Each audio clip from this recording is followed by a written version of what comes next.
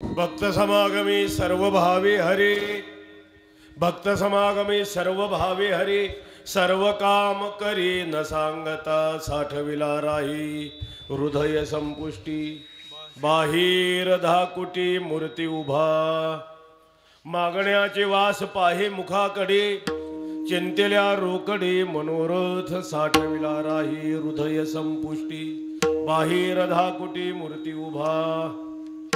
तुका म्हणे जीवभाव देवा पाये, तुका म्हणे जीवभाव देवा पायी, ठेवून ते काही न मागते साठविला राही हृदय संपुष्टी, बाहेर धाकुटी मूर्ती उभा. विठ्ठल विठ्ठल विठ्ठल विठ्ठल विठ्ठल. आदिनाथ उमा मच्छिंद्र गोरक्ष गहिने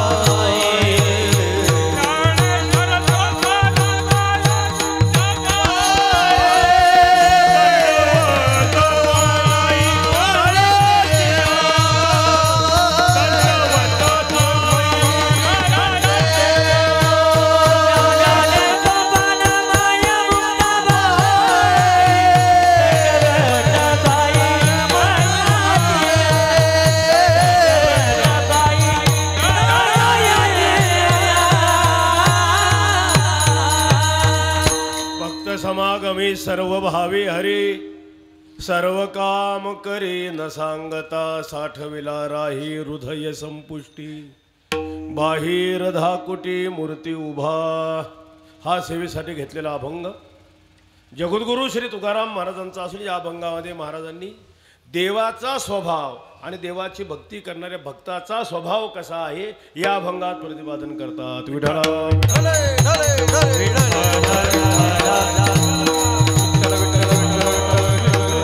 प्रतिवर्षानुसार संपन्न होणारा हा महोत्सव श्री गीता जयंतीच्या निमित्ताने आणि श्री भगवान दत्तात्रयाच्या जन्मोत्सवाच्या निमित्ताने उभय पर्वणी लक्षात घेऊन प्रतिवर्षानुसार आज चालू असणारे हे आता 49वे वर्ष आहे. म्हणजे पुढच्या वर्षी सुवर्ण महोत्सवी वर्ष ज्या उत्सवाचा आहे याही वर्षी आरंभ झाला आहे. आजच्या ह्या 3ऱ्या दिवसाची कीर्तनरूपी सेवा माझ्या वाटेला आली आहे. यथामती दिलेल्या वेळेत काही अभंगावर चिंतन करण्याचा मी प्रयत्न करणार आहे. अभंग निवडला आहे जगद्गुरु श्री तुकाराम महाराजांचा, देवाचा आणि भक्ताचा स्वभाव सांगणारा अभंग आहे. विठ्ठल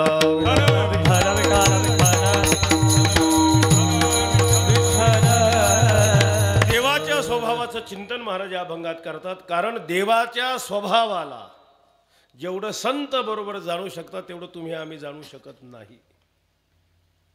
साक्षात अवतारी संत आहेत, सगुण निर्गुण उभय साक्षात्कारी संत असल्यामुळे देवाच्या स्वभावाला जाणत असल्यामुळे देवाच्या स्वभावाचं चिंतन विचार अनेक अभंगात सर्व संतांनी करून ठेवलेलं आहे.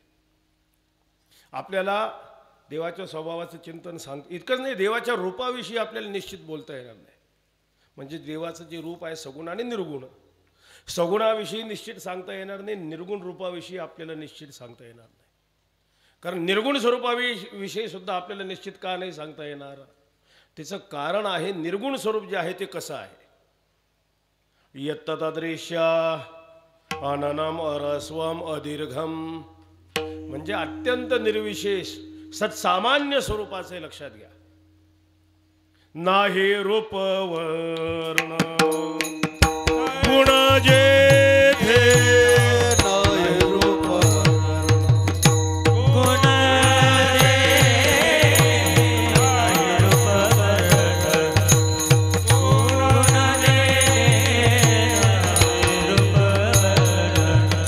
Oh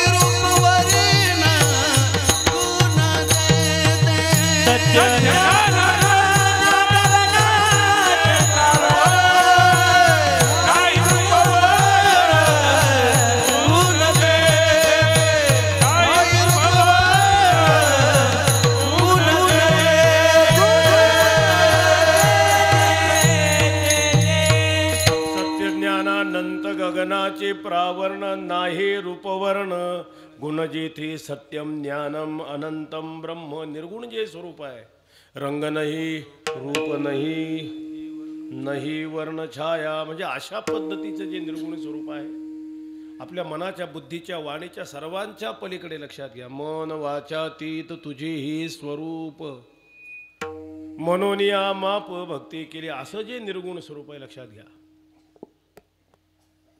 म्हणजे गंमत आहे ज्याला देवाचं दर्शन असं म्हणतात साक्षात्कार असं म्हणतात समक्षता प्राप्त झाली असं म्हणतात पण ज्या मनुष्याला देवाची समक्षता प्राप्त होते साक्षात्कार होतो आहे ना तो तद्रूप होऊन जात असल्यामुळे त्याच्याहून वेगळा शिल्लक राहत नाही म्हणजे गंमत अशी घडते अज्ञान कालामध्ये सत्य अज्ञात असतं आणि ज्ञात कालामध्ये जाणणारा वेगळा शिल्लक राहत नाही म्हणून निर्गुण स्वरूपाविषयी सांगता येत नाही विठाला विठाला विठाला विठाला विठाला विठाला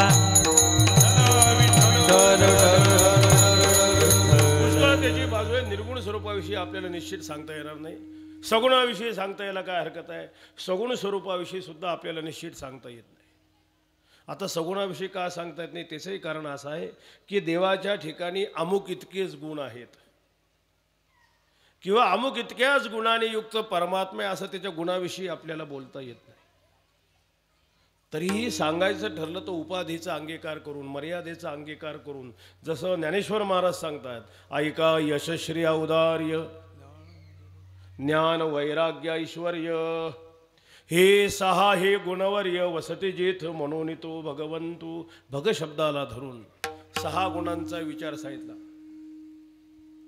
षण्णाम भग इति रणा म्हणून सहा गुण आहेत याचा अर्थ देवाच्याकडे सहाच गुण आहे असं नाही आहे त्या भग शब्दाला धरून सहा गुणांचा विचार सांगितला यद्यपि भगवंताच्या ठिकाणी अनंत कल्याणकारी गुण आहेत म्हणूनही वाणीने आपल्याला निश्चित सांगता येत नाही ते पुष्पदंत महिम्न स्तोत्रात सांगतात की भगवंताचं गुणवर्णन करायला साक्षात सरस्वती माऊली बसली समुद्राची शाही केली पण गुणवर्णन तिच्याकडून पूर्ण होईल का असितगिरी समंस्यात कज्जलम सिंधू पात्रे सुरतरु अरुशाखा लेखनी पत्रमुर्वी लिखती यदि गृहीत्वा शारदा सार्वकालम तदपि तव गुणानाम ईश पारन्न याति की देवा तुझ्या गुणाचा शेवट कोणालाही लागणार नाही म्हणून सगुणाविषयी निश्चित सांगता येत नाही विठाला विठाला विठाला विठाला विठाला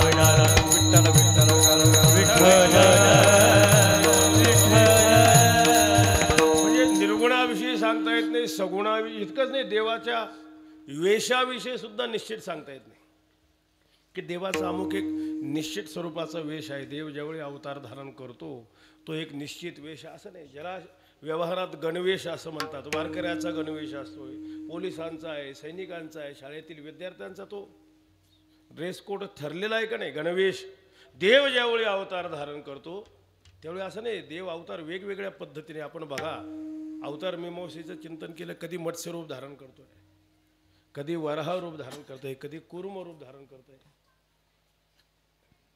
कधी वामन रूप धारण करतोय कधी धनुर्धारी रामचंद्र प्रभू तो वेणुधारी श्रीकृष्ण परमात्मा आता पौर्णिमेला भगवान दत्तात्रयाचा अवतार म्हणजे वेगवेगळ्या पद्धतीने त्या त्या अवतार कार्याला अनुगुण असा स्वेच्छामय मायामय विग्रह देव धारण करत असल्यामुळे देवाच्या वेशाविषयी निश्चित सांगता येत नाही नावाविषयी सांगता येईल का देवाचे ठराविक इतकेच नाव आहेत विष्णू सहस्रनाम म्हणजे याचा अर्थ देवाचे हजारच नावे असं थोडी आहे म्हणजे नामाच्या बाबतीतही अनंतत्व आहे गुणाच्या बाबतीतही अनंतत्वच आहे वेशाच्या बाबतीत अनंतत्वच आहे म्हणजे ह्या कोणत्याही स्वरूपाविषयी आपण निश्चित सांगू शकत नाही अनंत रूपे अनंत वेशे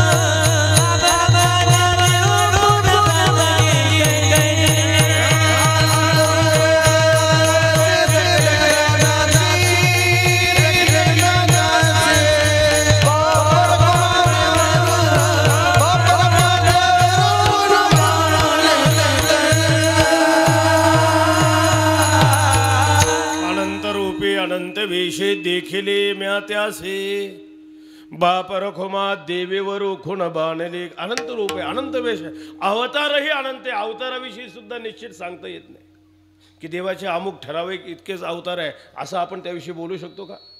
दशा अवतार प्रधान म्हणून सांगितले, याचा अर्थ देवाचे 10च अवतार आहे काय? अनंत अवतार घेसी भक्ता कारणी, म्हणजे अवताराच्या स्वरूपाचे ही अनंतत्व आहे. महाराजांनी तर वर्णन केलंय, म्हणजे किती अवतार आहे अमोज सांगता येत नाही. अवताराच्या राशी तो हा उभा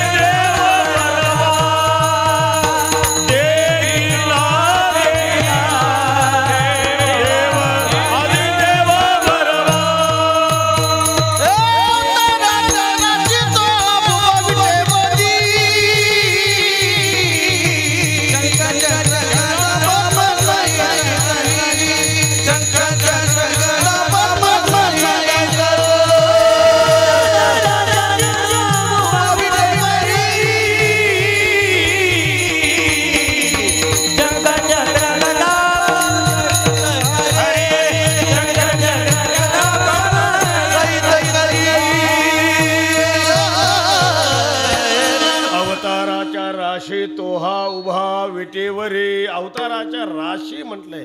रास कशाला म्हणतात? घरामध्ये पोत्यामध्ये जे धान्य असतं त्याला रास नाही म्हणत. जे खळ्यामध्ये धान्य असतं अमोज सांगता येत नाही किती आहे. अवतार किती सांगता येत, म्हणजे अवताराविषयी निश्चित सांगता येत नाही. वेशाविषयी, रूपाविषयी, नावाविषयी, सगुण गुणाविषयी सांगता येत नाही. तरी देखील जसं संत सम्राट श्री ज्ञानेश्वर महाराजांनी भग शब्दाला धरून 6 गुणांचा विचार सांगितलाय, तसं काही विशेष प्रसंगामध्ये त्या देवाचा विशेष स्वभाव असतो. काही विशेष कार्य करण्याकरता देव अवतार धारण करत असतो. काही भक्तांच्या करता त्या देवाचा तसा विशेष स्वभाव असतो. तो देवाचा स्वभाव प्रसंगाप्रसंगाने त्या ठिकाणी अभिव्यक्त होत असतो. तो तुम्हा मला दिसत नाही, पण संतांना दिसल्याशिवाय राहत नाही. विठाला विठाला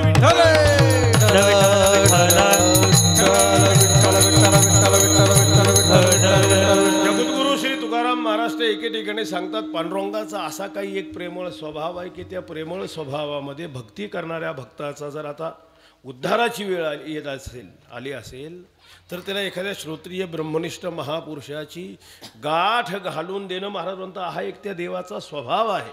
बहु अवघड आहे संत भेटी परी, जगजेठी करुणा केली. संतांची गाठ घालून देणं देवाचा स्वभाव आहे. काही प्रसंगाने तर देवाने असं निर्देश केलाय की तुम्ही अमक्या संतांकडे जा. वारकरी संप्रदायातील पहिले संत चरित्रकार, आत्मचरित्रकार, भक्त शिरोमणी नामदेव महाराज, देवाने निर्देश केलाय तुम्ही विसोबा खेचरांना शरण जा. म्हणजे असं कधी देव निर्देश करतो, कधी निर्देश न करता एखाद्या महात्म्याची गाठ घालून देतो. महाराज म्हणतात हा त्या देवाचा स्वभाव आहे.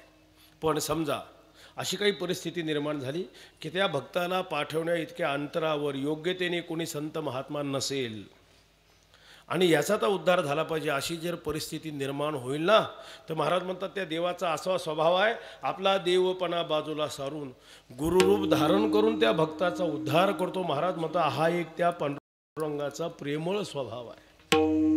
माझ्या विठोबाचा कैसा प्रेम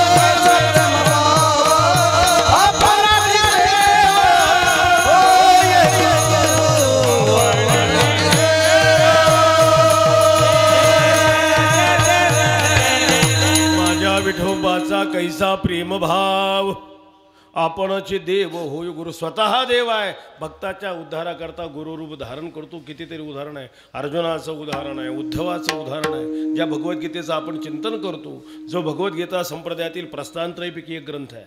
प्रस्थान शब्दाचा अर्थ आहे प्रकृष्ट स्थिती साधनम प्रस्थानम. निश्चित अशी जी परमात्म स्थिती त्याची प्राप्ती करून देण्याचं जे निश्चित साधन आहे, असा भगवद्गीता हा ग्रंथ आहे. आपण बघा, आचार्य यांनी गीता भाष्य लिहित असताना पहिल्या अध्यायावर भाष्य नाही लिहिलं. कारण आचार्य सांगतात पहिला अध्याय अर्जुन गीताचा आहे, अर्जुनच देवाला शिकवतोय, लक्षात घ्या. पण एवढं बोलून झालं पहिल्या अध्यायात.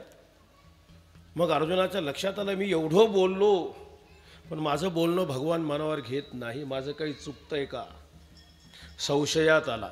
म्हणजे पहिल्या अध्यायामध्ये अर्जुन निश्चयात होता, पण निश्चित भ्रमात होता, संशयात आला. मग शरणागती पत्करली देवाची. कार्पण्य दोषो प्रहत स्वभाव पृच्छामि त्वां धर्म सम्मूढचेताः यश्रेयस्यान् निश्चितं बृहितं मे शिष्यस्तेऽहं शाधिमान् त्वां प्रपन्नम्. अर्जुनाने शिष्यत्व पत्करलं. मग भगवंताने तिथून अर्जुनाचं गुरुत्व पत्करलंय. तुम्ही आम्ही लाख देवाचे शिष्य व्हायला तयार हो, आपल्या बाजूने अडचण नाहीच आहे. त्याने आपलं गुरुत्व नको का पत्करायला? अर्जुनाचं गुरुत्व पत्करलं आहे. तिथून भगवंताने बोलायला सुरुवात केली. आचार्य सांगतात भगवद्गीतेचा आरंभ तिथून आहे. दुसऱ्या अध्यायातील 11वा श्लोक. श्री भगवान वाच अशोच्यान्नवशोचस्त्वं प्रज्ञावादाओश्च भाससी गतासो न गतासोश्च नानुशोचन्ति पंडिताः. म्हणजे अर्जुनाचं गुरुत्व पत्करलं, लक्षात घ्या. म्हणजे स्वतः देव आहे, माया विशिष्ट परमात्मा आहे. भक्ताच्या उद्धाराकरता गुरुरूप धारण करून उद्धार करतो. महाराज सांगतात हा त्या देवाचा स्वभाव आहे. म्हणून तर कोणत्या देवतेचं भजन करावं, कोणाची उपासना करावी, कोणाची वारी करावी, याचं जे तत्व आहे त्यात पहिलं तत्व असे ती देवता वैदिक पाहिजे. ती देवता आपल्या आवडीची पाहिजे. पुष्कळ भाग आहे ना, देवतेचंही लक्षण कसं असावं, त्यामध्ये त्या देवतेच्या ठिकाणी असा गुण पाहिजे की भक्ती करणाऱ्या भक्ताच्या उद्धाराकरता जर वेळ पडली तर स्वतःचा देवपणा बाजूला सारून गुरुरूप धारण करून जो उद्धार करू शकेल. महाराज म्हणतात अशाच देवाचं भजन करा. विठ्ठला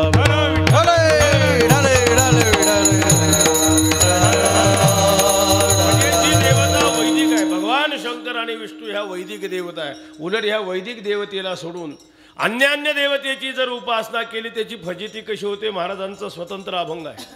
हरिहर सांडोनी देव धरती भाव शुल्लकी ऐका त्याची विटंबना. तो स्वतंत्र विषय आहे. मला सांगायचा भाव काय, महाराज म्हणतात त्या देवाचा असा एक स्वभाव आहे की स्वतःचा देवपणा बाजूला सारून गुरुरूप धारण करून त्या भक्ताचा उद्धार करतो. हा एक त्या देवाचा स्वभाव आहे. म्हणजे असं देवाच्या स्वभावाचं चिंतन प्रसंगाप्रसंगाने संत वाङ्मयामध्ये पुष्कळ ठिकाणी आलं आहे. महाराज इथे असं सांगतात ह्या देवाचा असा काही एक स्वभाव आहे की भक्ती करणारा भक्त जर श्रेष्ठ असेल, उत्तम भक्त असेल, भागवतोत्तम असेल, तर अशाही भक्ताची काही भक्ती करावी असं देवाच्या मनात येतं. काय? भक्ताची भक्ती करावी. जसं देवभक्ती गुरुभक्ती तुम्ही आम्ही सगळेजण करतो ना. चतुर्वेदा भजन्ते माम जना सुकृत नोर्जुन आर्तो जिज्ञासुरर्थार्थे ज्ञानी च भरत ऋषभ. देवभक्ती गुरुभक्ती आपण सगळे करतो, पण भक्त भक्ती करण्याचं काम देव स्वतः करतो. विठ्ठला विठ्ठला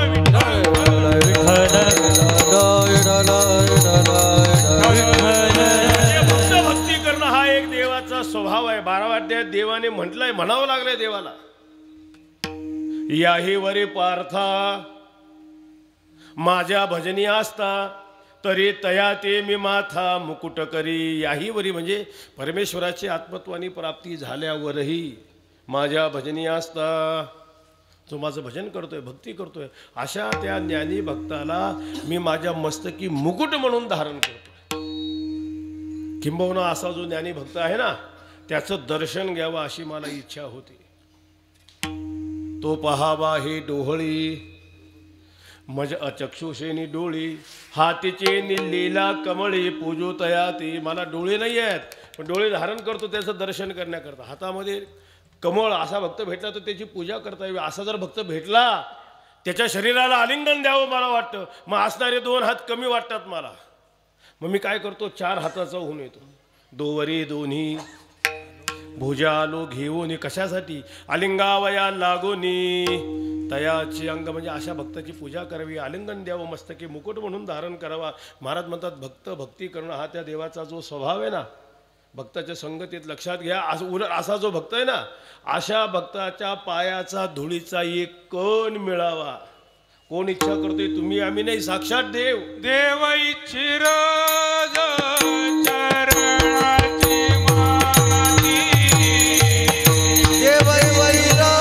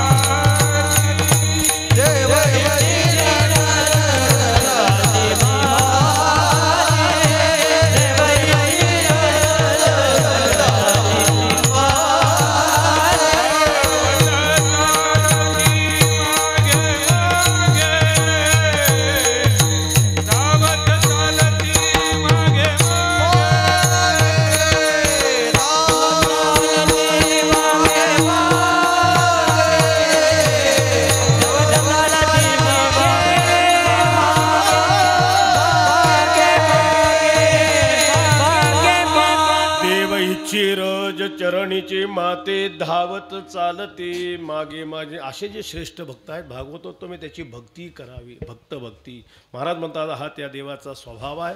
आणि अशी भक्त भक्ती करण्याकरता स्वतः श्री हरी पांडुरंग परमात्मा अशा भक्ताच्या संगतीत राहतो. सर्व भावाने संपन्न होऊन श्री हरी परमात्मा त्या भक्ताची सर्व सेवा करतो, कामं करतो. महाराज म्हणतात हा त्या एक पांडुरंगाचा स्वभाव आहे. त्या स्वभावाचं वर्णन करतायत अभंगाच्या भक्त समगावे समभावे हरी. भक्त समगावे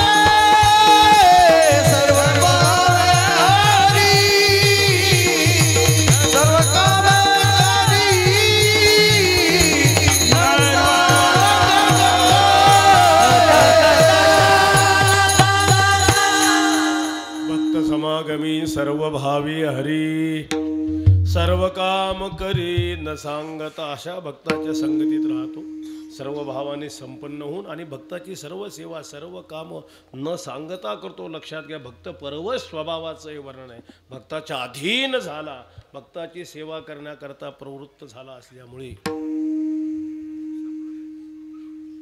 भक्ताची सर्व सेवा सर्व काम कसे करतो न सांग, म्हणजे काम कर सांगण्याची अपेक्षा आहे का त्याला? आपणही राहतो ना, आपल्या गुरूंच्या संगतीत राहतो. आपल्याला गुरुदेवांनी काही काम सांगितलं, आपण काय म्हणतो? बघतो, पाहतो, जमलं तर करतो, नाही तर नाही. हे आता ठरलेलंच आहे. इथे काम कर म्हणून सांगण्याच्या अपेक्षा नाही, कारण भक्त परवश झाला, भक्ताची इच्छा पूर्ण करण्याकरता प्रवृत्त झाला. या भक्त परवश स्वभावाचं वर्णनही ज्ञानेश्वर महाराज हेच सांगतात ना. ज्ञानदेव म्हणे व्यासांची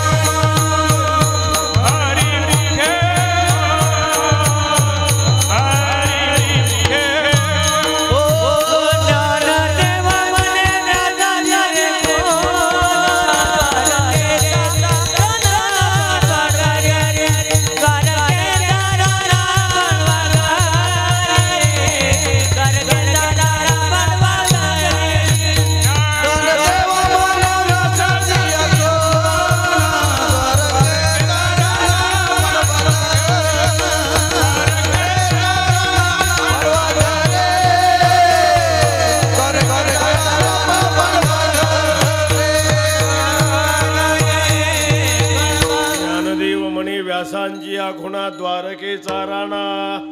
पांडवा घरी कशासाठी? काय रोज पंचपक्वानाचं जेवण करायला होतं का? भक्त परवश स्वभावाचं वर्णन ज्ञानेश्वर महाराज सांगतात. पांडवांकडे अर्जुनाच्या घोड्याला खरारा करण्याचं काम करायचं, सारथ्य कर्म. आता हा तरी शब्द चांगला आहे, सारथ्य कर्म.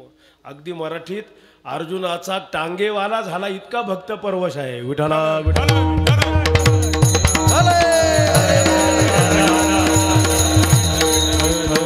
लक्षात घ्या. त्या घोड्याला भूक लागली, स्वतःच्या शेल्यात नाही खाऊ घालायचा, त्याला खरारा करण्याचं काम, पाणी पाज सर्व त्या यज्ञाच्या प्रसंगात उष्ट्या पत्रावळे उचलण्याचं काम देवाने केलं आहे. ज्ञानेश्वर महाराज सांगतात, भक्त परवश स्वभावाचा देव असल्यामुळे, भक्ताच्या अधीन झाल्यामुळे सर्व त्याची सेवा काम करण्या प्रवृत्त होतो. त्यांनी काम कर म्हणून सांगण्याची अपेक्षा नाही. भक्ताची जी सेवा आहे ना, सेवेचं वर्णन ज्ञानेश्वर महाराजच सांगतात. स्वामीचे या मनोभावा न चुकीचे हेची परमसेवा, येरते पांडवा वाणिज्य करणे. सेवा म्हणजे काय? आता हल्लीच्या काळामध्ये सेवा शब्दाला लोकांनी कलंकित करून टाकलाय. त्याचं शुद्ध स्वरूप समाजात राहिलेलं नाही. संप्रदायामध्ये सेवेला फार महत्त्व आहे. कीर्तनाला सुद्धा काय म्हणायचे, काय म्हणतात अजूनही? सेवा म्हणतात. लक्षात घ्या. आता सुपारी म्हणतात, आहे फार कनिष्ठपणा आहे. विठाला विठाला विठाला विठाला सेवेचा आदोबा. सेवा कशाला म्हणतात? स्वामीची या मनोभावा न चुकीची.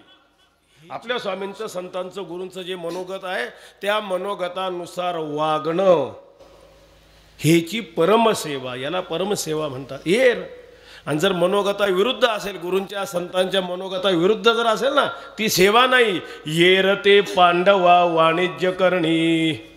संतांच्या गुरुच्या मनोगता विरुद्ध असेल ती सेवा नाही, वाणिज्य आहे. वाणिज्य शब्दाचा एक अर्थ आहे व्यापार, आणि वाणिज्य शब्दाचा दुसरा अर्थ आहे फसवणूक करणं. विठाला सेवा नाही आहे, फसवणूक आहे संतांची. आता सेवकाचं पुष्कळ वर्णन केलं आहे. सेवकाचे 3 प्रकार असतात, उत्तम सेवक, मध्यम आणि कनिष्ठ सेवक. आपण बघा या सेवकाचं जे वर्णन आहे की उत्तम सेवकाचं काय लक्षण आहे, मध्यम सेवक कोणाला म्हणतात, कनिष्ठ सेवकाला कोण म्हणतात. म्हणजे उत्तम जो सेवक आहे, उत्तम सेवकाचं काय लक्षण दिलं आहे की आपल्या स्वामींचं काय मनोगत आहे त्या मनोगतानुसार तो करतोच, पण त्याहीपेक्षा अधिक स्वामींना हितकर काय आहे, प्रियकर काय आहे हे जाणून यथायोग्य जो करतो, ज्याच्यामध्ये विपरीतत्व नाही, त्याला म्हणायचं उत्तम सेवक. जो सांगितलं आहे तेवढंच काम करतो त्याला म्हणतात मध्यम सेवक. आणि जो सांगितलंय त्याच्यातलंही काही करतो आणि काही करत नाही, याचं नाव आहे कनिष्ठ सेवक. महाराजांनी त्याचंही वर्णन केले. चोरासाठी रद बदला अट्टहास, जळू जिने दास्य बहुतांची. सेवा करत असताना अंगचोरपणा करतो, झोकून देऊन नाही करत, रदबदल करतो. त्याची सेवा मला द्या, माझी सेवा त्याला द्या. अट्टहास करीन तर हीच सेवा करेल, दुसरी करणारच नाही. आणि अनेकांचं दास्य करतो, त्यात तुमचं एक. महाराज म्हणतात जळू जिने दास्य बहुतांची. मग उत्तम सेवक कोणाला म्हणतात? उत्तम सेवकाचं काय उदाहरण आहे? रामायणामध्ये आपण बघा, वाल्मिकींनी उदाहरण दिले. उत्तम सेवकाचं वर्णन करत असताना मारुतीरायाचं वर्णन दिलेलं आहे की मारुतीराय हे भागवतोत्तम होते, उत्तम भक्त होते, उत्तम सेवक होते. का बरं? मारुतीरायांची योजना काय? मारुतीरायांना आज्ञा काय केली होती की मारुतीने सीतामातेचा शोध घ्यायचा. आज्ञा काय? सीतेचा शोध घ्यायचा आहे. मारुतीने नाकाच्या नेट जायचं आणि परत यायचं आणि सीता कुठे आहे, कोणत्या अवस्थेत, एवढं सांगायचं काम होतं. हुकूम एवढाच होता. पण हे भगवतोत्तम होते भाई, श्रेष्ठ भक्त होते, उत्तम सेवक होते. मारुतीराय तिथे गेले सीतामातेचा शोध करत असताना. आता योगायोगाने गेल्यानंतर तिथे रावणही तिथे आलेला होता. मग आता हा रावण सीतामातेशी काय बोलतोय, कसं वागतोय, सर्व बघितलं. रावण तिथून निघून गेल्यानंतर सीतामातेची भेट घेतली, ओळख सांगितली. आता कार्य संपले. आदेश एवढाच होता, सीतेचा शोध घ्यायचा आहे. पण नाही, स्वामींचं मनोगत एवढंच आहे का फक्त सीतेचा शोध? इथून पुढे सीतेची सुटका जर करायची असेल, पुढचं कार्य जर करायचं असेल, पुढे जाऊन इथे हल्ला करायचा असेल, काय असेल तर याचं सर्व रावणाचा दरबार बघितला पाहिजे. याची राक्षस कशा पद्धतीने सावध असतात, इथे उद्या हल्ला करायचा कशा पद्धतीने, हे सर्व बघितलं पाहिजे ना. मग काय केलं? अगदी मराठीत वानर चेष्टा ज्याला म्हणतात ना, फळं खाण्याच्या निमित्ताने काही त्या बागेची नासधूस केली. मग त्या वानरालाही पकडण्याचा आदेश झाला, यांनी पकडून घेतलं, कारण तिथे जाऊन बघायचं होतं. नेलं रावणाच्या दरबारात. बसायला आसन वगैरे काही दिले नाही, यांनी शेपटीचं आसन केले, त्याच्यावर बसले. रावणाने विचारलं, अरे वानरा तुझं मरण कशात आहे सांग. तुला रामाची शपथ आहे. कारण रावणाला मागे जटायूचा अनुभव आला, काय हा मरत नव्हता, मग त्याला रामाची शपथ घातली. तुझं मरण कशात आहे? ते सांगितलं माझं मरण पंखात आहे. खरं बोलला ना, कारण सज्जन नेहमीच खरं बोलतो, त्यालाच तर सज्जन म्हणतात ना. आणि देवाची शपथ घेतल्यावर नक्कीच खरं बोलणार. आता देवाची शपथ घेऊनही खोटं बोलण्याचं ठिकाण म्हणजे आपलं कोर्ट आहे. बघा तुम्ही कोर्टामध्ये जाऊन बघा, तो काय म्हणतो, मी देवा शपथ सांगतो, खरं सांगतो, खरं सांगतच नाही, रेटून खोटं बोलत असतो. म्हणजे इतकं त्या जागेला खोटं बोलण्याचे संस्कार झालेत. तुम्ही जाऊन बघा, तास 2 तास जर कोर्टात थांबला ना, खरं बोलणारा खोटं बोलायला लागतो. विठाला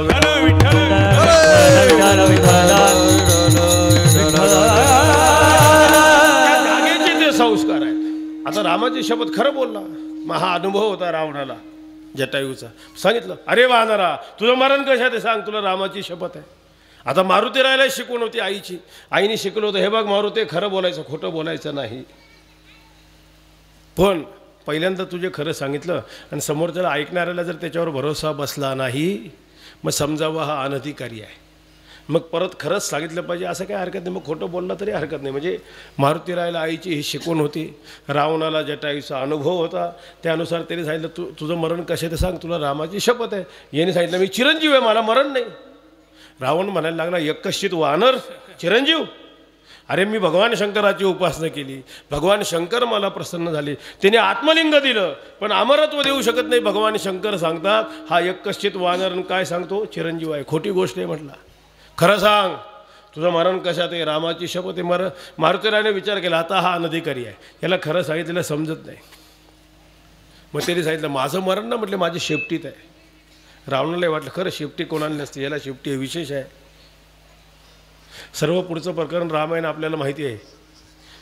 शेपटी पेटवा वगैरे एवढं शेपटी एवढी वाढत गेली की त्या लंकेतील चिंध्या कमी पडायला लागल्या. शेवटी सीतामातेचे कपडे आणणं म्हणण्याचा प्रसंग आला. मारुतीरायाने विचार केला आता आवरलेलं बरं.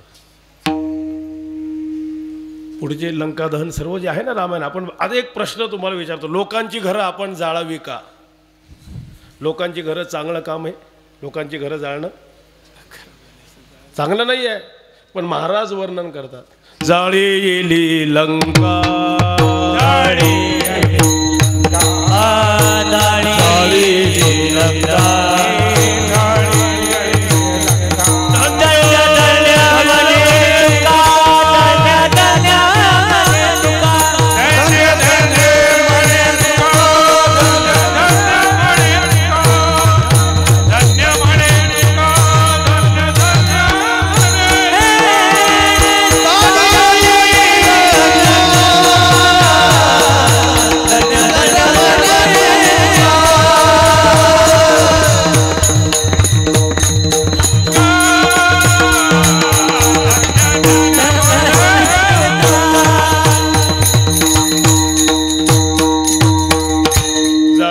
लंका. धन्य धन्य बरं धन्यता दिली आहे. दोनदा धन्यता दिली, एकदाही नाही.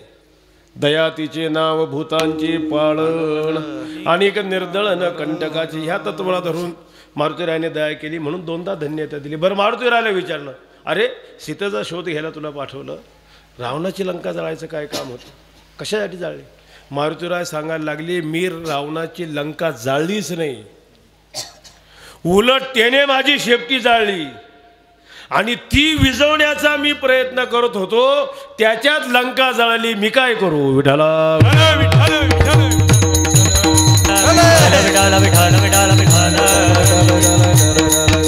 म्हणजे याला म्हणायचं उत्तम सेवक. पुढे मारुतीरायाने सर्व सेवा केली. पुष्कळ मारुतीरायाचं जीवनचरित्र पुष्कळ आहे. मला सांगायचा भाव काय आहे की मारुतीरायाने जसं प्रभू रामचंद्राचं मनोगत जाणून यथायोग्य सेवा केली, अगदी देव तसा. स्वामीची या मनोभाव म्हणतात ना, तिथे बदल करायचा. भक्ताची या मनोभावा न चुकीचे बस त्याप्रमाणे देव स्वतः त्या भक्ताची भक्ती करतो. लक्षात घ्या. सर्व काम करे न सांबर. हे प्रत्येक पद आपण बघा. भक्त समागमी सर्व भावे हरी. सर्व भावे शब्दाचा तरी अर्थ काय? सर्व भावे शब्दाचा अर्थ आहे काया वाचा मनी करून, शरीराने मनाने वाणीने प्रसंगाप्रसंगाने आपण बघा. प्रसंगाने देवाने आपल्या शरीराने भक्ताची सेवा केली आहे. नाथ महाराजांच्या जीवनचरित्रामध्ये आपण बघा, गोरोबा काकांच्या जीवनचरित्रामध्ये आपण बघा. निवृत्तनाथ महाराज, ज्ञानेश्वर महाराज, सोपान काका ते भिंतीवर बसले होते. चांगदेव महाराज भेटीला आले. मग सामोरं गेलं पाहिजे त्यावेळी भिंत चालवली. कोणी चालवली? देवाने स्वतः आपल्या अंगाने सेवा ज्याला म्हणतात ना, ज्ञाने याची भिंत अंगे ओढी, ज्ञाने याची भिंत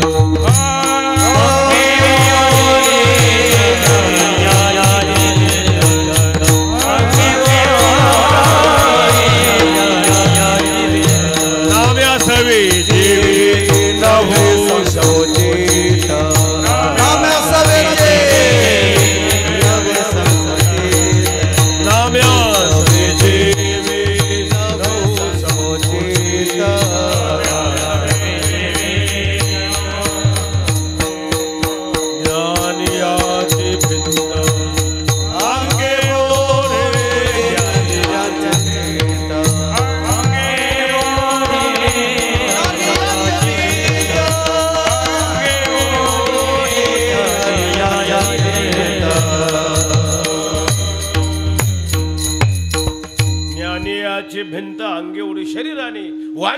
त्या भक्ताची स्तुती करणं, मनाने त्या भक्ताचं ध्यान लक्षात घ्या.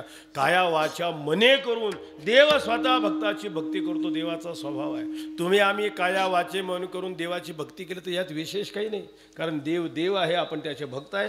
आपलं कर्तव्य आहे काया वाचा मने करून त्याची सेवा करणं. पण स्वतः देव माया विशिष्ट परमात्मा, ह्या जगताचा नियंता, सत्ताधारी मालक, आणि त्या भक्ताची काया वाचा मने करून सेवा करतो. ज्ञानेश्वर महाराज म्हणतात मोठं आश्चर्य आहे. ज्ञानेश्वर महाराज बघा काय सांगतात. पाहे पा अनुरागी भजी ते पती तेही मानिजी, तरी कान वाणिजे पती होणे पतिव्रता. ज्ञानेश्वर महाराज असं सांगतात, एखाद्या पतिव्रता माऊलीने आपल्या पतीची केलेली सेवा जर पतीला मान्य झाली, ज्ञानेश्वर महाराज म्हणतात त्या पतीपेक्षा पतिव्रतेचं वर्णन अधिक का करू नये. ते सांगतात ज्ञानेश्वर महाराज, मला माहिती आहे हा भगवान आहे, संपूर्ण जगताचा मालक आहे, सत्ताधारी स्वामी आहे. अर्जुन त्याचा भक्त आहे, त्याचा दास आहे, त्याच्या पायाशी बसलाय, तरी मला काय वाटतं, अर्जुनाचे विशेष स्तवावा वाटे, अर्जुनाची स्तुती करावी असं मला वाटतं. का? एवढा त्रैलोक्याचा मालक पण अर्जुनाच्या अधीन बनलाय. किती अधीन झालाय ज्ञानेश्वर महाराजच वर्णन करतात. एखादा विषयासक्त पुरुष स्त्रीच्या अधीन व्हावा एवढा अधीन झालाय. ज्ञानेश्वर महाराज जे वर्णन करतात ना, हा कोपी, हा निवांतच आहे. अर्जुन रागवायचा देवावर, याला कधी राग यायचा, हा रुसे. अर्जुन देवावर रुसायचा, देवा मला जेवायला बोलवलं आणि दुसऱ्या पाठावर मला तर पहिले पाठ पाहिजे. अरे अर्जुना काय करतात, तुझ्या आधी आले म्हणून बसले, हा गे याच्या अगोदर तुझा पाठ मारतो बैस, आता काय हरकत आहे बसायला, हा बुझावी तुझा आहे. तुम्हा आम्हाला वेळ लागलं तर काय विशेष आहे, जीव आहे आपण, अल्पज्ञ, अल्पज्ञाला वेळ लागलं तर विशेष काही नाही. पण देवाला भक्ताचं वेळ लागलंय. आणि ते वेळ कसं आहे, ज्ञानेश्वर महाराज सांगतात, नवल पिसे लागले आहे अर्जुनाचे देवा. अर्जुनाचं देवाला नवल पिसं लागलं. पिसं म्हणजे वेळ. त्याला नवल का म्हटलं, कारण हा सर्वज्ञ आहे आणि सर्वज्ञाला वेळ लागलाय म्हणून नवल पिस आहे. विठ्ठला विठ्ठला विठ्ठला विठ्ठल विठ्ठल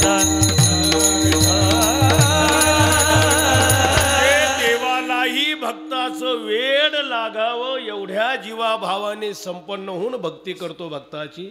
याचं नाव आहे सर्वभावी. आणि पहिलं पद राहिलं, पहिला शब्द भक्त समागमी. ही सर्व सेवा जो कशी करतो, भक्ताच्या संगतीत स्वतः राहतो. नाही तर कर्तुम अकर्तुम अन्यथा कर्तुम शक्ती आहे. परस्पर कोणी एजंट पाठवूनही त्याची सेवा करतो नाही. उलट त्या भक्ताची स्वतः सेवा करण्यात तो प्रवृत्त होतो, स्वतः शरीराने. बहुता वेळ भक्ताचे या काला, होता वेळ भक्ताचे या काला, होता वेळ भक्ताचे या काला, होता वेळ भक्ताचे या काला. श्रीकेशी राजा माय बाबा, श्रीकेशी राजा माय बाबा, श्रीकेशी राजा माय बाबा. बहुता वेळ पण याच्याकरता त्या भक्ताच्या संगतीत स्वतः राहतो, भक्त समागमी. आता तो भक्ताच्या संगतीत राहतो कसा, राहण्याची पद्धती दिली आहे, लक्षात घ्या. म्हणजे तो राहतो कसा, वाट दावे करे धरोनिया, म्हणजे राहण्याची पद्धत देवाची. अनन्याश्चिंतयन्तो माम ये जनाम पर्युपासते तेषां नित्याभियुक्तानां योगक्षेमं वहाम्यहं. देशकाल वस्तू परिच्छेद रहित परमात्मा भक्ताची इच्छा पूर्ण करायला प्रवृत्त झालाय, त्याची सेवा करायला प्रवृत्त झालाय. त्याचा व्यावहारिक पारमार्थिक योगक्षेम तो चालवतो, लक्षात घ्या. म्हणजे त्याची राहण्याची पद्धत आहे. परमात्मा भक्ता, आपणही राहतो ना, संतांच्या संगतीत राहत नाही का, राहतो. कशासाठी? घडेल भोजन, बस. जेवते लोकांची संख्या अधिक आहे. हा, आता 9 वाजून गेले, पंचपदी सुरू होईना, चला टाळकरी चला, पंक्तीला कोणाला बोलवलं नाही पण लाईन धरून हजर होत. म्हणजे पंगत टाकली की 60 आणि टाळ याला 8ही सापडत नाही, असं राहतो. विठ्ठला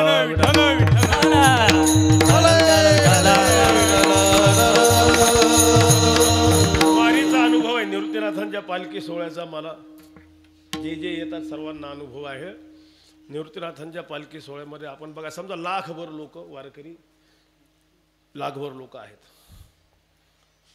जाऊ दे लाखभर, 50,000 टाळ वाजायला काय हरकत आहे नामदेव? किती टाळकरी पाहिजे एवढं? 50,000, 50,000 जाऊ द्या, 5,000 असतील, एवढी संख्या आहे. मग आपण विचार करा, भजन करणारे किती आणि भोजन करणारे किती. विठ्ठला विठ्ठल विठ्ठल. जो पालखी सोहळ्यात प्रपंच करावा लागतो हा भोजनाचा का बरं? कारण काय? कारण असं आहे की भजन करणारी टाळकरी आपल्या ग्रुपमध्ये चालतात, पालखी त्यांच्यावर सर्व जबाबदारी आहे ना. सर्व सकाळी काकडा करायचा, पूजा देवाची, दिवसभर नित्यनेमाचं भजन, गेलं की आरती, पुन्हा कीर्तन, शेजारती.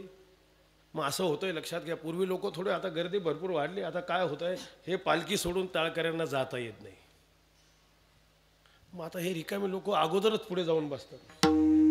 अगोदर गेले, कीर्तन सुटलं की जेवण, मग सर्व त्याने असे बसतात कीर्तनाला की फिरले की पंक्तीला. त्यामुळे टाळकऱ्याला जेवायला पहिले मिळतच नाही, जागाच नाही. आता हे दिवसभर भजन केलेले असतात, भूक लागलेली असते, यांचाच नंबर लागत नाही. आता कधी लागायचं असं रोज 26 दिवस आणि यायला 18 दिवस, 49 दिवस करायचं काय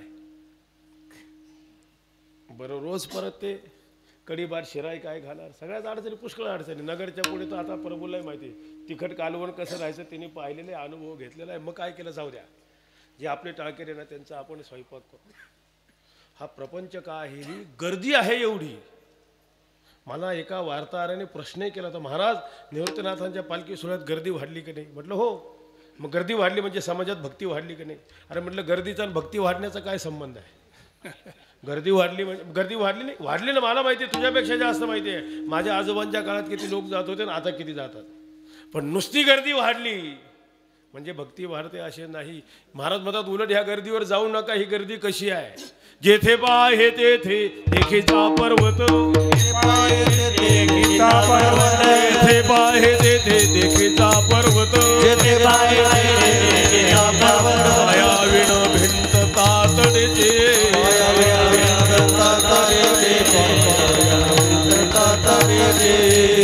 एकावेळीच परमार्थ करणारे रंगड. मी प्रयोग केलेला आहे, तुम्ही करून बघा. मला कोणाला नावं नाही ठेवायचे, तत्व सांगायचं आहे.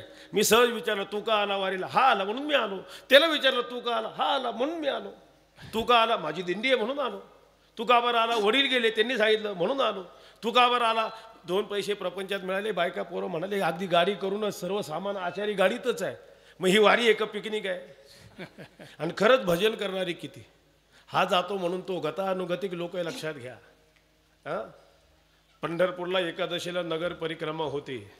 हा प्रभू विद्वान आहे, त्याच्यातला मोठा विनोदी माणूस. ती पुष्कळ आठवण आहे, पण आता आठवण आली, राहणार नाही सांगितल्याशिवाय. ठीक आहे. ते नगर परिक्रमा करत असताना आपली पालखी ज्या नाथ चौकात राहते तिथे पहिले अकबर टॉकीज होती. ते सिनेमाचे पोस्टर चित्र लागलेले असते. ते परिक्रमाला गेले. आता प्रत्येक ठिकाणी अभंग होतो, ती देवता आपण वंदन गोल भरून. हा त्या टॉकीजच्या समोर इकडे पाहिलं ना, अशी गोल प्रदक्षिणा मारली. मागून येणारे वारकरी सगळे प्रदक्षिणा मारायला लागले. विठाला विठाला विठ्ठल विठ्ठल. हा करतो तो काय उपयोग आहे नुसत्या गर्दीचा? कसं राहतो विनोदा करता नाही सांगत, लक्षात घ्या. राहण्याची पद्धत आहे. भगवान राहतो तेषामेवानुकंपार्थ महमज ज्ञानजंतमः नाशयाम्यात्मभावस्तु ज्ञानदीपेन भास्वत. म्हणजे किती सेवा आपण बघा. भगवान सांगतात मी हातात मशाल धारण करतो, त्या भक्ताचा हात धरतो, त्याला रस्ता दाखवत चालतो, खड्डा कुठे खोल कुठे, त्याला ज्ञानाची गरज असेल ज्ञान देतो, व्यावहारिक पारमार्थिक योगक्षेम त्याचा चालवायचा आणि त्यांनी सांगितलं मग मी करतो सर्व काम करी. कारण आपल्या अंतरीचे भाव देवाला बरोबर समजत असतात. आपल्याला वाटतं आपल्याला कोणी पाहत नाही. कोणी पाहत नाही म्हणजे इतर दुसरा जीव कोणी पाहत नाही. हा पाहणाराच आहे ना, अंतर्यामी रूप नाही. ईश्वर सर्वभूतानां हृद्देशेर्जुन तिष्ठति भ्रामयन सर्वभूतानि यंत्रारूढानि मायया. तो अंतर्यामी रूपाने राहणारा व्यापक आणि सर्वज्ञ आहे. अंतरीचे बीज जाणे कळवळा,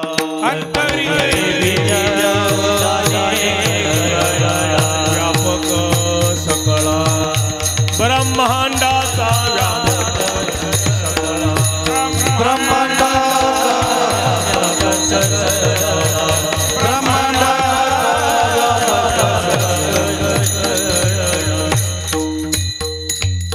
ते असं होतं. आता घड्याळ पाहिलं मला सुरुवात करायलाच 9:45 झाली होती, काय इलाज नाही ना. म्हणजे आपण इथेच असून उशीर करतो आणि मग मर्यादा पडते. 11च्या पुढे गेले की लोकही घड्याळ पाहायला सुरुवात करता. हां, नंतर अर्धा तास चहा पाणी पहिला घालवतील, पण 10 मिनिटं कीर्तन वाढले की घड्याळ पाहतील. विठाला विठ्ठल विठ्ठल विठ्ठल विठ्ठल आणि तुम्हाला नावं ठेवत नाही, मला तुमच्यापेक्षा घाई आहे, कारण मला रोज सकाळी उठून सेवा करायची आहे. त्यामुळे उलट मीच म्हणतो पुढच्या वर्षी 50वे वर्ष आहे ना 7 ते 9 कार्यक्रमाचं वळण पाडा. ते योग्य आहे की 7 ते 9 पंगत तर आहेच, मग कीर्तन झाल्यावर आहे. काय सांगत होतो प्रभुबा, काय सांगत होतो? नाही नाही, विषय काय सांगत होतो? विठाला विठाला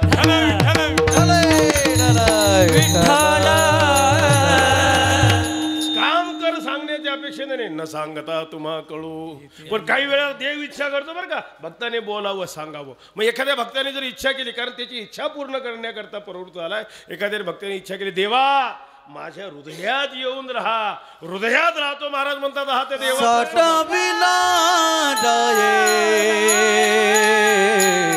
हृदय मंदिरे साठविला हृदय मंदिरे हो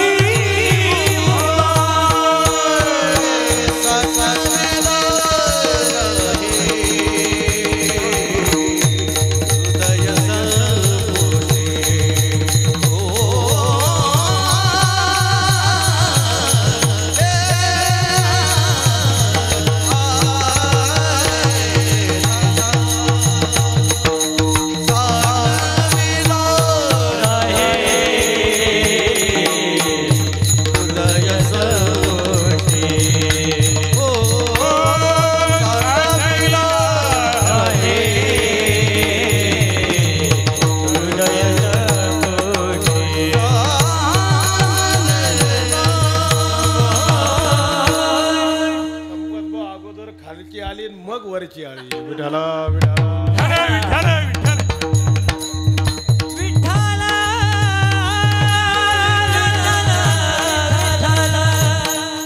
तिसरं चरण तुम्ही म्हणा. साठविला राही हृदय संपुष्टी बाहेर धाकुटी. भक्ताने इच्छा केली, देवा माझ्या हृदयात येऊन राहा. हृदय रूपी संदुकेत. हृदय शब्दाचा अर्थ तो स्थूल शरीराचा आवय नाही. हृदय म्हणजे आपलं अंतःकरण. पण अंतःकरण केवढं? जेवढं शरीर असते तेवढं मध्यम परिमाण आहे ना. जेवढं आपलं शरीर तेवढं अंतःकरण. मुंगीचं शरीर तेवढं, हत्तीचं तेवढं, जेवढं शरीर तेवढं अंतःकरण. लंबी भाव आहे पण व्यापक नाही ना, ते मध्यम परिमाण आहे. आणि हा परमात्मा स भूमिं विश्वतो वृत्वाट्यतिष्ठत् दशांगुलम शून्य स्थावर जंगम व्यापुनी राहिला कळ देशकाळ वस्तू भेद मावळला आत्मा निर्वाळला जगदाकार एवढा व्यापक परमात्मा आणि भक्ताचं हृदय म्हणजे अंतकरण केवढं एवढ्या अल्प स्वल्प परिमाणामध्ये एवढा व्यापक देव राहील कसा. महाराज म्हणतात हेच तर भक्त पर्व स्वभावाचं वर्णन आहे. भक्ताच्या अधीन झाला त्याची इच्छा पूर्ण करण्याकरता प्रवृत्त झाला व्यापक जरी असला ना त्याच्या इच्छेकरता एवढा प्रभू भावे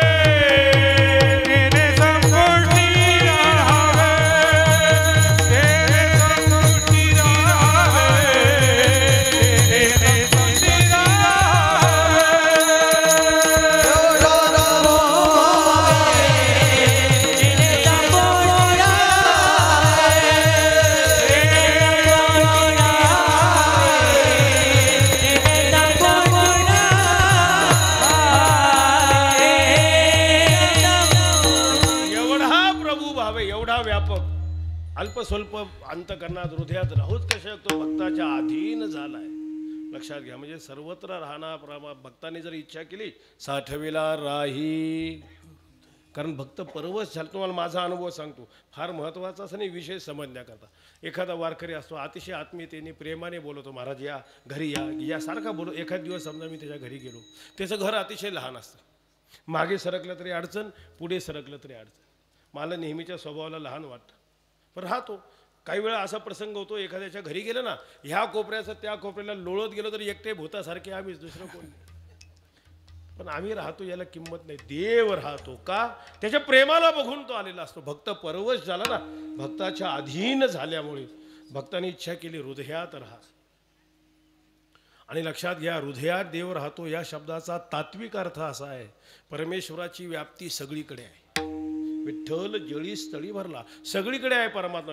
परमात्मा नाही अशी जागा नाही सगळीकडे आहे. पण अभिव्यक्तीचं स्थान हृदय आहे. हृदयात देव राहतो या शब्दाचा अर्थ अभिव्यक्तीचं स्थान हृदयाला सोडून अन्यत्र देव अभिव्यक्त होत नाही. आपण बघा आपल्या भारत देशाचे राष्ट्रपती म्हणून त्यांची सत्ता कुठपर्यंत आहे जेवढा आपला भारत देश आहे. सत्ता भारत देशभर आहे पण राष्ट्रपतींना भेटायचं असेल काही अर्ज द्यायचा असेल काही काम सांगायचं असेल काम करून घ्यायचं असेल इथे राहून चालेल. दिल्लीला जावं लागेल. नुसतं दिल्लीला जाऊन भागणार नाही राष्ट्रपती भवनात जावं लागेल. एवढं नाही ते ज्या खोलीत आहे त्या खोलीत जावं लागेल. ज्या खुर्चीवर ज्या टेबलावर बसले तिथे जावं लागेल. एवढं सूक्ष्म आहे. म्हणजे सत्ता भारतभर आहे पण भेटीचं ठिकाण तिथे. तसं देवाची व्याप्ती सगळीकडे आहे पण अभिव्यक्तीचं स्थान हृदय आहे. लक्षात घ्या. आणि हृदयात जर देव अभिव्यक्त झाला सगळीकडे देव दिसायला लागतो. आणि ज्याच्या हृदयात देव अभिव्यक्त झाला नाही आहे देवच पण जन्मच्या जन्म 100 जन्म घेतले तरी देव दिसणार नाही का हृदयात अभिव्यक्त झाला नाही. आणि एकदा हृदयात जर देव अभिव्यक्त झाला सगळीकडे देव दिसतो. आचार्य काय सांगतात की एकदा परमेश्वराची अभिव्यक्ती हृदयात झाली प्रमाता एकदा ब्रह्मरूप झाला सर्व प्रमेयाची ब्रह्मरूपानेच प्रतीती येते. आदौ ब्रह्माहमस्मी त्यनुभव उदिते खलविदम ब्रह्म पश्चात होईलांगे झाला देव जो आपण होईलांगे झाला देव जो आपण होईलांगे झाला देव जो आपण देव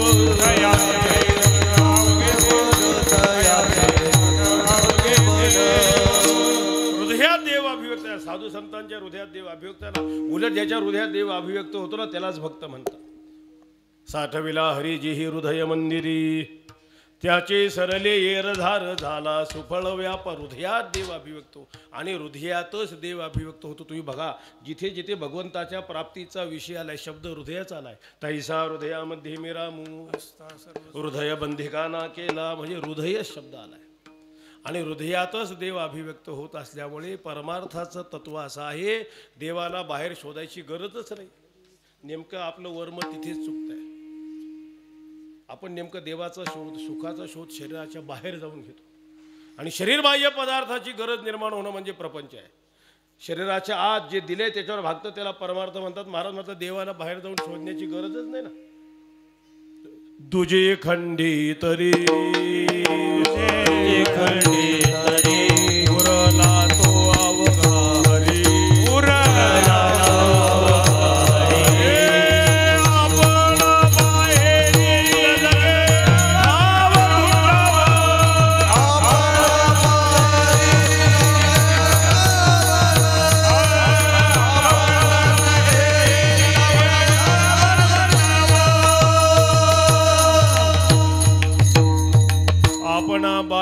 नलगे ठाव धुंडावा. ज्ञानेश्वर महाराज उत्तम वारकऱ्याला काय सांगतात, देवाचा शोध शरीराच्या बाहेर घेतो कुठे. देव देव म्हणून व्यर्थ का फिरसी, निज देव नेनसी मुळी कोण. देवा नाही रूप देवा नाही नाव, देवा नाही गाव कोठी काही. ज्ञानदेव म्हणी भजात्मदेवा, अखंडित सेवा करा. त्याची भक्तांनी इच्छा केली, हृदयात राहा, हृदयात राहतो. साठविला राही हृदय संपुष्ट. काही भक्त म्हणतात देवा हे अद्वैत ब्रह्मस्थिती वगैरे आम्हाला नको, भक्तीचा सुख व्यवहार आम्हाला मिळावा. अद्वैत ब्रह्मस्थितीत समाधान नाही. अद्वैत येतो नाही माझे समाधान, गोड हे चरण सेवा तुझी करुणी उचित. देही हेची दान आवडे कीर्तन नाम तुझी. मग काय कर, देव भक्तपण सुखाचा सोहळा ठेवून निराळा दावी. मग माझी इच्छा अशी आहे, तू देव असावं मी तुझा भक्त असावं, ही स्थिती नको. नको ब्रह्मज्ञान आत्मस्थिती भाव, ब्रह्मज्ञान आत्मस्थिती भाव, नको ब्रह्मज्ञान आत्मस्थिती भाव.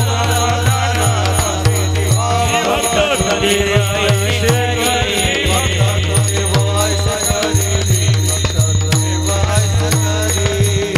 नको ब्रह्मज्ञान म्हणजे ब्रह्मज्ञानाचा निषेध नाही आहे. भक्ती व्यवहाराची प्राप्ती होण्याकरता मी भक्त तू देव, आणि त्याकरता तू अमुक एक रूपाने उभा राहा माझ्यासमोर. आता भक्ताची काय इच्छा होईल, कितीतरी उदाहरण आहे ना. तुलसीदासांचं उदाहरण दिलंय, मारुतीरायांचं उदाहरण दिलंय. कारण महात्मे कुठेही जाऊ द्या, त्यांची निष्ठा बदलत, त्यांची इच्छा. आम्ही कुठे आलो देवा राम रूपातच दर्शन दिलं पाहिजे. म्हणजे महात्मे कुठेही गेली त्यांची निष्ठा बदलत नाही. आणि आपण कुठेही एक जागी राहिलो एक निष्ठ राहत नाही. आपण एक ठिकाणी राहतो एक निष्ठ असं दाखवतो, पण एक निष्ठ नसतो. ज्याला पंचमस्तंभीय म्हणतात, भारतातच राहतात, भारतातलंच खातात आणि भारतातील सत्तेला लोकांना विरोध करण्याचा प्रयत्न करतात. आपल्या जवळच राहतात, आपलेच म्हणून राहतात आणि आपल्याच घाताचं चिंतन करतात. महात्मे कुठे जाऊ दे त्यांची निष्ठा. रामदास स्वामींचं उदाहरण दिले, पंढरपूरला गेले, लोक नावं ठेवायला लागले रामाचे दास. इकडे कुठे आले, पंढरपूरला दर्शनाला गेले. पांडुरंगरायाने राम रूपात दर्शन दिले रामदास प्रभूंना. लक्षात घ्या. तुलसीदासांचं उदाहरण आहे, गेले बघितलं देवा, अरे तुझ्याकडे पाहिलं की खरंच आश्चर्य वाटतं. वृंदावनमध्ये काय वस्त्र अलंकार काय घातले, वेणू काय वाजवतो, नृत्य काय करतो, मत्स्य अवतार कसा, कुर्म वराह नृसिंह अवतार आहे. आणि आता देखले या वेद लावे बैसे जिवे जडोने. अतिशय सुंदर आहे, पण तुलसी तब नमे, मी त्याच वेळी नमस्कार करेल जब धनुखबाण ले हात. राम रूपात दर्शन देशील तर. मारुतीराला सांगितलं भगवंताने, पुढच्या अवतारात आम्ही कृष्ण होणार आहे, दर्शनाला यायचं. येऊ म्हणले, यायची अडचण काहीच नाही, पण एक अट आहे माझी, मी जेव्हा येईल ना तेव्हा तुम्ही कृष्ण असता कामा नये, राम रूपात दर्शन द्याल तर. प्रभू सांगायला लागले, अरे कृष्ण मीच आहे ना, मला माहिती आहे ना कृष्ण तुम्ही आहे, कणकणवासी तुम्ही आहे, जगात तुम्हाला सोडून जगात दुसरा पदार्थच नाही आहे. पण मी ज्यावेळी येईल त्यावेळी कृष्ण असता कामा नये, राम रूपात दर्शन द्याल तर. म्हणजे भक्त कशी इच्छा करेल लक्षात घ्या. म्हणजे जसं भक्त इच्छा करतो ना, म्हणजे असं तसं कशाने निश्चयाने भक्ताचं जे सांगणे ना, आता दृष्टे पुढे ऐसाचे तो राये, आता दृष्टी पुढे ऐसाचे तो राये, आता दृष्टी पुढे ऐसाचे तो राये. तुझ पाये पांडुरंगा, पाये पांडुरंगा. दृष्टी पुढे असा तसा करण्यासाठी ऐसाची चकार वापरलाय. वसुदेव देवकीचं उदाहरण दिलंय. इच्छा होती, पुण्याई होते ना, तुझ्या पोटी मुलगा म्हणून जन्माला आलो. अनंत जन्माची पुण्य इथून उतराई होण्यास 10 वर्षाचे बालक आले. बरं, ती माता म्हणते, अरे असं कसं, लोक काय म्हणतील, मूल जन्माला आला का भूत जन्माला आला, असं कसं शक्य आहे. शैशव भो पुन्हा लहान. म्हणजे जसं भक्त इच्छा करतो. अर्जुनाचं उदाहरण दिले, ते विभूती योगाचं वर्णन ऐकलं ना, अर्जुनाला इच्छा झाली, देवा विश्वरूप दर्शन दाखव. बघितलं घाबरला. देवा पुन्हा चतुर्भुज. जसं भक्त इच्छा करतो तसा हा विग्रह धारण करतो. हृदयात राहतो. साठविला राही हृदय. काही भक्त म्हणतात, देवा हे भक्ती वगैरे नाही जमत आम्हाला, एक विमान पाठव, बसवून दे धाडू, माझ्या सायुज्याची चाड तरी तेची पूर्वी कोड. काही भक्त म्हणतात, देवा तुझी अशी छोटीशी मूर्ती तयार व्हावी, आणि काही पूजा अर्चात्मक सेवा माझ्याकडून घडावी, सेवाला लागणारं प्रेम तेही तूच द्यावं. आड म्हणता प्रेम सुये अंतकरणामध्ये स्वतः देवा जन्म जन्मांतर घेऊ करू तर तुझीच सेवा करू बाहेर धाकुटी मूर्ती उभा भक्ताची इच्छा पूर्ण करण्याकरता भक्त परवश स्वभावाचा देव प्रवृत्त झाला मग प्रवृत्त होताना स्वतः परमात्मा अशा भक्ताच्या संगतीत राहतो सर्व सेवा सर्व कामं त्याचं मनोगतानुसार करतो आणि एवढं करूनही आता एवढे माझे भक्त आहेत हे आता हे माझ्याकडे काहीतरी मागतील या भक्तांनी माझ्याकडे काहीतरी मागावं आशाभूत चेहरा करून देव भक्ताच्या मुखाकडे पाहतो महाराज म्हणतात हा एक त्या देवाचा स्वभाव आहे अभंगाच्या तिसऱ्या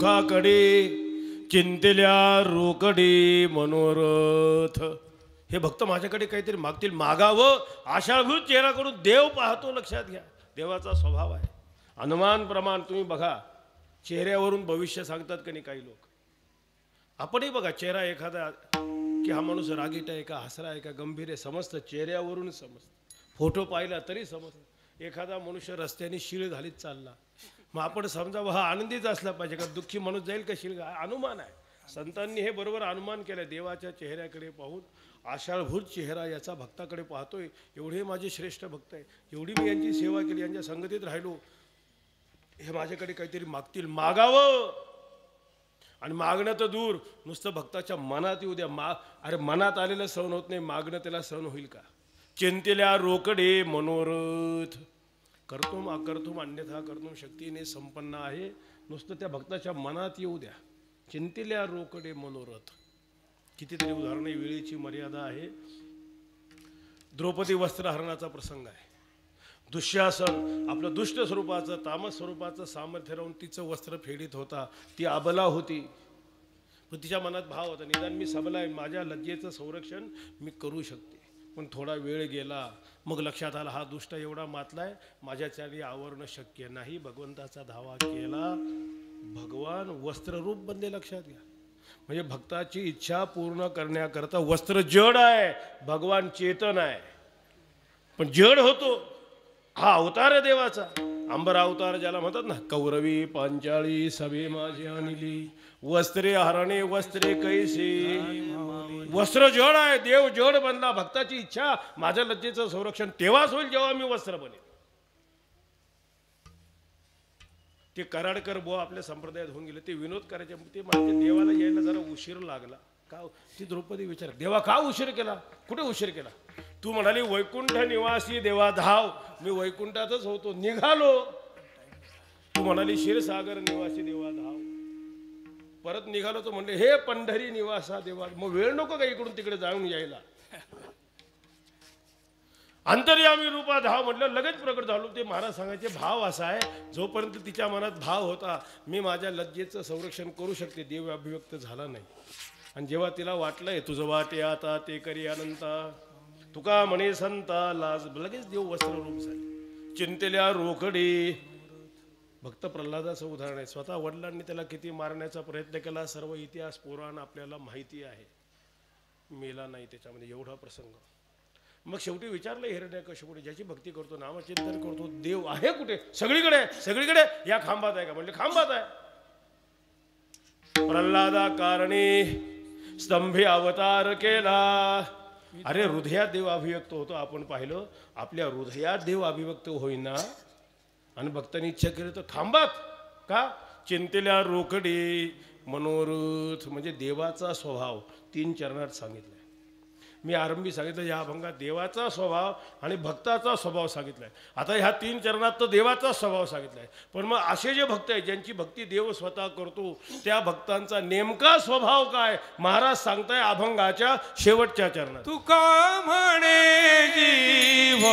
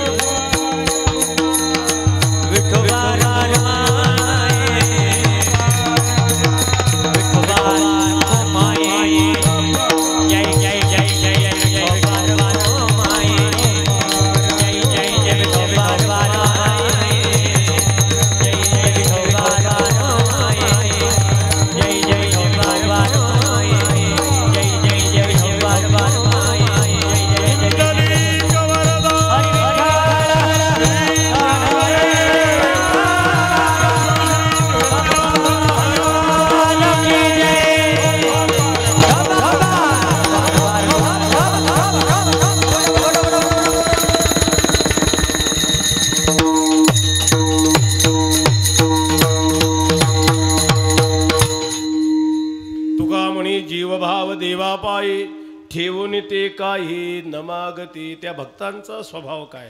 अभंगाच्या शेवटच्या 3 चरणामध्ये देवाचा स्वभाव सांगितला.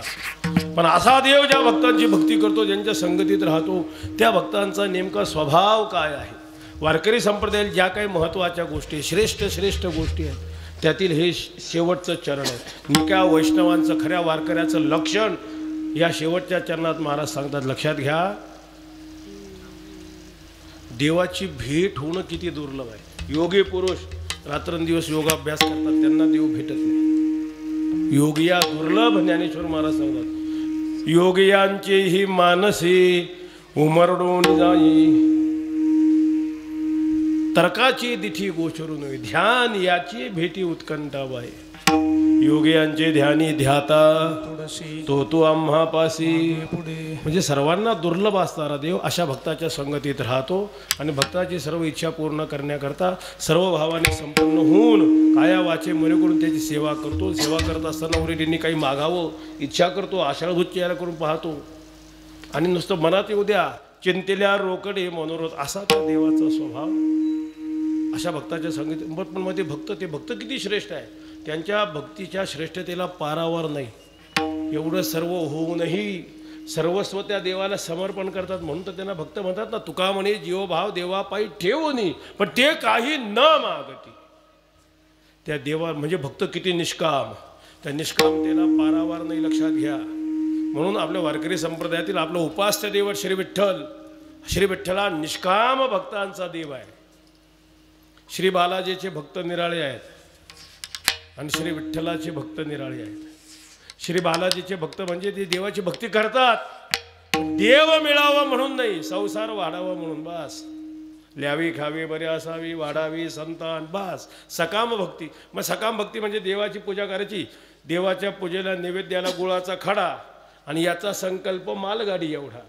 रूपण देही यशो देही अमुक देही देही देही देवा देच. श्री विठ्ठला निष्काम भक्त असा देव आहे. वारकऱ्याचं लक्षण आहे जो सर्वस्व समर्पण करतो. काया वाचा मनी जीवे सर्वस्वे उदार. सर्वस्व समर्पण केले त्या देवाला, पण त्याच्या मोबदल्यात काही मागत नाही. एखादी पतिव्रता माऊली, धर्मशास्त्रानुसार पतीवर जबाबदारी आहे. आपली जी धर्मपत्नी तिचं अन्न वस्त्र लज्जा संरक्षण सरते शेवटी मोक्ष प्राप्त करून देणं जबाबदारी कोणावर आहे? पतीवर. आता धर्मशास्त्रानुसार ज्याच्यावर जबाबदारी आहे त्याच्याकडे ही माऊली जर काही मागत नसेल, गावातल्या भलत्या सलत्या माणसाकडे लुगडं मागेल कधी? अरे सर्वस्व ज्याला समर्पण केलं त्याला हा मागत नाही. लक्षात घ्या. मागू नये पुष्कळ संप्रदायाचं तत्व आहे. खरं हे वारकऱ्याचं लक्षण आहे. निका वैष्णव वारकरी काय सर्वस्व समर्पण केले. तुका म्हणे जीवभाव देवापायी ठेवोनी ते काही न मागती. का? कारण निष्काम भक्ती करण्याचं जे व्रत आहे, कर्मण्येवाधिकार असते माफलेषु कदाचन. निष्काम कर्म उपासना आणि भक्ती याचं प्रत्यक्ष अनुष्ठान वारकरी संप्रदायामध्ये श्रीमंत निवृत्तीनाथ महाराजांपासून आजपर्यंत चालू आहे. म्हणजे आपण बघा कितीतरी लोक राजकारण धुरंधर आहे, समाजकारण धुरंधर आहे, श्रीमंत आहे, पुष्कळ प्रत्येक क्षेत्रात जाणकार लोक झाले, पण एखादा आदर्श आपल्याला पाहायला मिळावा असं जर वाटत असेल, निष्काम कर्म उपासना आणि ज्ञान याचं प्रत्यक्ष अनुष्ठान करणारा माणूस भेटावा असं वाटत असेल, एकमेव वारकरी संप्रदाय आता असा शिल्लक आहे की तिथे असा माणूस सापडण्याची शक्यता तरी आहे. कारण का? निष्काम भक्तीचं हेच व्रत आहे हा संप्रदाय आहे. आणि माझं सांगणं लक्षात घ्या, कीर्तनकार कीर्तनाचे पैसे ठरवून घेऊन कीर्तन करीत असला तरी माझं सांगण्याने ते बरोबर आहे. का बरं? कारण असं आहे, आपण इथे जमलेलो सगळेच सकाम आहोत का? सगळेच निष्काम आहे का? पण मग तत्व काय संप्रदायाचं? वारकरी बहुसंख्येने निष्काम आहे. व्यवसाय करणारे लोक तर प्रत्येक क्षेत्रात असतात. एखादा डॉक्टर असतो, बेंगलोरला एखाद्याची किडनी काढतो मुंबईला आणून विकतो. मग सगळेच डॉक्टर तसे आहे का? नाही, चांगले डॉक्टर नाही आहेत. तसंच आहे ना, सगळेच कीर्तनकार व्यावसायिक आहे का? आता ते व्यवसाय का करतात त्याला त्याचा एकट्याचाही दोष नाही, देणारे आहे म्हणून करतात. काय तुम्ही दिलं नाही ते खिसा मारून येतं का बळजबरी करून येत आहे? पण बहुसंख्येने वारकरी निष्काम आहे हे मला तत्व सांगायचं आहे. सर्वस्व समर्पण करतो आणि त्याच्या मोबदल्यात काही मागत नाही. आपण बघा, आपल्या वारकरी संप्रदायामध्ये एखादा चांडाळ पोलकस अंत्यज असेल, पण वारकरी असेल तर तो कृतार्थतेला प्राप्त होईल. आणि एखादा ब्राह्मण आहे जर आसुरी संपत्तीने संपन्न असेल तो उद्धाराला पावणार नाही. पण तो जर वारकरी असेल लक्षात घ्या तर तो देवाला काही मागणार नाही.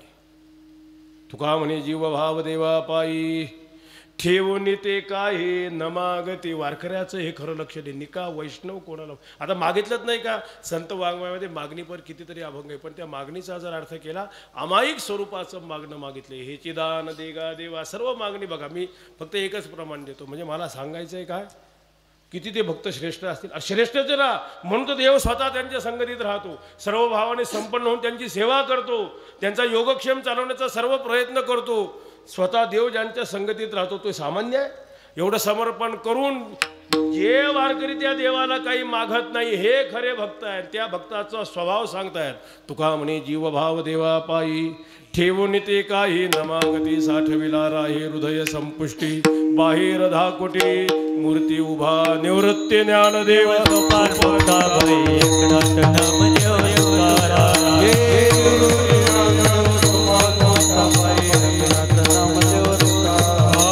निवृत्ती ज्ञानदेव सोपान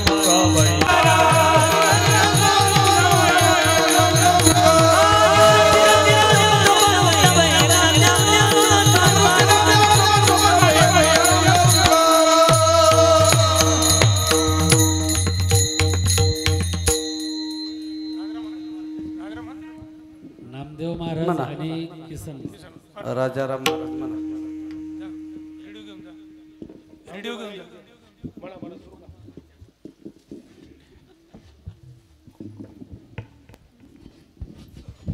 जीव भाव देवा पायी तुका म्हणे